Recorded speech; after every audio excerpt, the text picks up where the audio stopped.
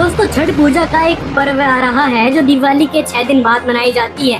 ये त्योहार जो है झारखंड और विशेषकर बिहार के लोग ज्यादा मनाते हैं। बिहार की महिलाएं इस छठ पर्व को विशेष महत्व देती है। छठ पर्व में माना जाता है कि जो सूर्य की पूजा की जाती है या छठी मैया की पूजा की जाती है, उससे संतानों उत्पत्ति होती है, घर में सुख शांति बनी रहती है, यहाँ तक कि अकाल मृत्यु नहीं होती और भी बहुत सारी जो कहानियां हैं वो प्रचलित हैं।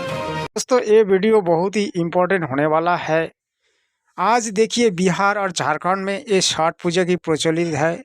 लेकिन छठ पूजा है क्या चीज?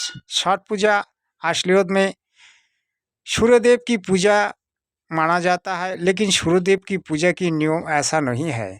सूर्यदेव तो खुद एक अग्नि अग्नि का कुंड है। तो अग्नि कुंड में पानी डाल के आप क्या करोगे? क्योंकि अग्नि कुंड में पानी डालोगे तो अग्नि देव पानी को सूस लेगा और पानी हवा में उड़ा देगा। तो ऐसा ही है ये पूजा, जबकि हमारे शास्त्रों विरुद्ध पूजा है। लेकिन हमारे देश में बहुत सारे ऐसे पाखंड फैला रखे हैं ब्राह्मणों पंडितों ने। हमारे शास्त्रों में ऐसा कुछ भी लिखा नहीं है जो छठ पूजा और गोबर की पूजा और अगरबत्ती की पूजा, ऐसे बहुत सारे पाखंड फैला रखा है पाखंडियों ने। आज पाखंडी की पर्दाफाश करेंगे, आप देखते रहिए। ये बहुत इम्पोर्टेंट होने वाला है। और वीडियो पसंद आए तो चैनल को सब्सक्राइब कीजिए, लाइक कीजिए, शेयर कीजिए। धन्यवाद। तो सबसे पहले सूर्य के पुत्र कर्ण ने सूर्य की पूजा करके की थी। कर्ण सूर्य भगवान के परम भक्त थे। दूसरी कथा ये भी प्रचलित है, जब पांडव अपना सारा राजपाट जुए में हार गए थे, तब श्री कृष्ण द्वारा बताए जाने पर द्रौपदी ने छठ व्रत रखा।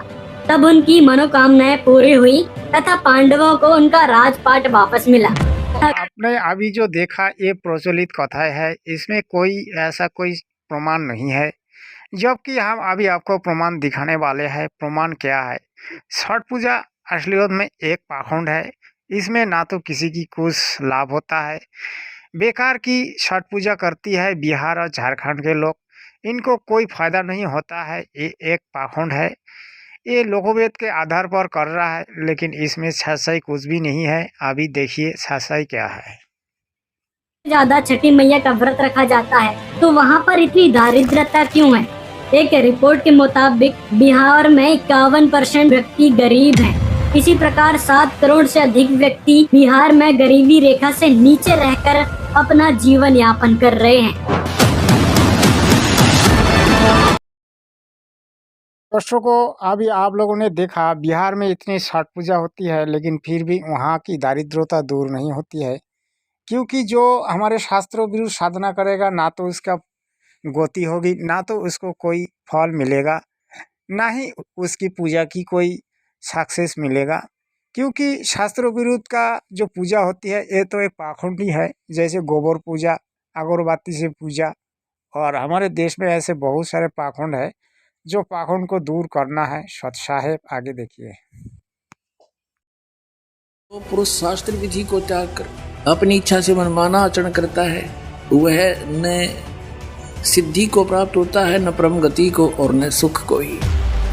अब 24 में बताया कि इससे तेरे लिए, छोड़ में जाएगा 24 वर्ष, इससे तेरे लिए कर्तव्य की व्यवस्था में कौन से कर्म करने चाहिए भक्ति के, कौन से ना करने चाहिए, शास्त्र ही प्रमाण है। दर्शकों, आप लोगों ने गीता में भी प्रमाण देख लिया। बहुत सारे ऐसे हम प्रूफ दिखाने वाले हैं, जबकि इस प्रूफ से आपको पता चलेगा कि छठ पूजा असलियत में कुछ भी नहीं है। छठ पूजा एक बेकार की खर्चा है, जो कि बिहार के लोग बहुत करते हैं और झारखंड के लोग। इसमें ना तो किसी को कुछ मिलता है। असलियत में बिहार में पाखंड ज़्यादा फैला है। बिहार के लोग शास्त्रों को खुल के देखें, ताकि उनको सच्चाई के बारे में पता चले। बिहार का जो आदमी है बहुत गरीबी है, फिर भी ये लोग छठ पूजा को मानते हैं, जबकि छठ पूजा करके ये लोग और भी गरीब हो रहा है। और जितना शास्त्रों विरुद्ध साधना करेगा उस देश में या उस स्टेट में उतना ही गरीबी होगा। क्योंकि जैसे कि विज्ञान एक प्रूफ है। अगर विज्ञान को हम माने तो हमको विज्ञान से जो लाभ होगा या विज्ञान से जो लाभ मिलने वाला है वो मिल सकता है। जैसे कि देखिए, बिजली किसने पैदा किया, किसने आविष्कार किया? क्योंकि विज्ञान ने। जबकि आज हम लोगों को बहुत सारे फायदा देता है। तो ऐसा ही है शास्त्रों अनुकूल हम लोग साधना करेंगे तो हम लोगों को फल मिलेगा, हमारे को लाभ मिलेगा। और शास्त्र विरुद्ध साधना करेंगे तो हमारे को नुकसान होगा, हमारे संसार की नुकसान होगी और हमारे जो परिवार का भी नुकसान होगी, क्योंकि उसमें बहुत सारे जीव मर भी जा सकता है। क्योंकि हमारे शास्त्रों विरुद्ध साधना का फल नुकसान होता है। इसीलिए मैं कहता हूँ छठ पूजा छोड़ो और संत रामपाल महाराज जी की अनुयायी बनो और सद्भक्ति करके अपना मनुष्य जन्म का उद्देश्य को पूरा करो। सत साहेब आगे देखिए। मंत्र संख्या 822 में लिखा है कि सनातन अर्थात अविनाशी कबीरदेव अर्थात कबीर परमेश्वर मानव रूप धारण करके अर्थात गुरु रूप में प्रकट होकर हृदय से चाहने वाले, श्रद्धा से भक्ति करने वाले भक्तात्मा को 3 मंत्र अर्थात नाम उपदेश, जिनका संकेत गीता अध्याय 17 श्लोक 23 में ओम तत् सत के रूप में है, देकर पवित्र करके जन्म व मृत्यु से रहित करता है। तथा आप लोगों ने देखा छठ पूजा का बारे में जगत गुरु तत्वदर्शी संत रामपाल महाराज जी अपनी श्रीमद् भगवत गीता और वेद शास्त्रों में क्या प्रमाण दिखाया। आप लोग को आज पाखंड को छोड़ के सच्चाई को जानना जरूरी है, क्योंकि हमारे देश का जो पाखंड है उस पाखंड को दूर भगाना हमारा ही कर्तव्य बनता है। क्योंकि पाखंड ऐसा एक चीज़ है जो आदमी को, देश को खोखला बना देते हैं। क्योंकि हमारे देश में देखिए जितना पाखंड फैला है, उस पाखंड के कारण से हमारे घर का, परिवार का पैसे की कमियां हो जाती है, क्योंकि उसमें पैसे की बर्बाद होती है। इसीलिए मैं कहता हूँ आप लोग इस पाखंड को छोड़ो और सद्भक्ति पर आके संत रामपाल महाराज जी से दीक्षा लेके आप लोग अपना मनुष्य जन्म का उद्देश्य को पूरा करो, ताकि आपको मुक्ति मिले। क्योंकि मनुष्य जन्म का जो मूल उद्देश्य है वो है मोक्ष पाना।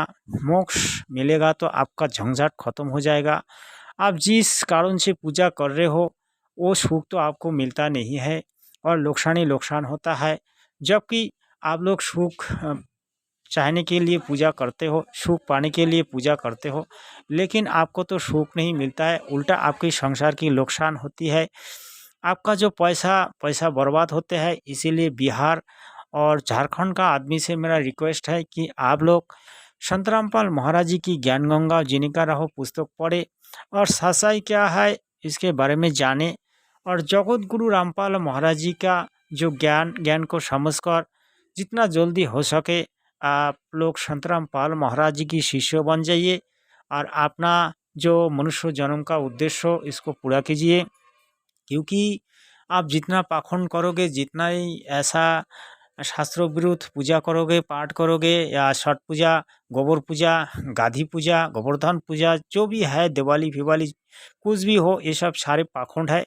आप पाखंड को छोड़ो और सद्भक्ति में आके आप लोग सद्भक्ति कर लो। अपना संसार परिवार का कल्याण होगा, आपका परिवार सुखी होंगे, आप भी सुखी होंगे और जगत गुरु तत्वदर्शी संत रामपाल महाराज जी का जो उद्देश्य है उद्देश्य भी पूरा होगा। क्योंकि जगत गुरु रामपाल महाराज जी का जो उद्देश्य है पाखंड को इस देश से एकदम उखाड़ के फेंकना है, इसलिए आपको सहयोग देना पड़ेगा। मैं तो कहूँगा आज ही आप छोड़ दो पाखंड को और रास्ता पे आइए, सद्भक्ति